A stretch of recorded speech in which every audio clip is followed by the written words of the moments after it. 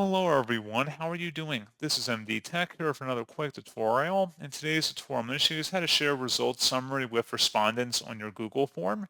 So this should hopefully be a pretty straightforward process here, guys. And without further ado, let's go ahead and jump straight into it.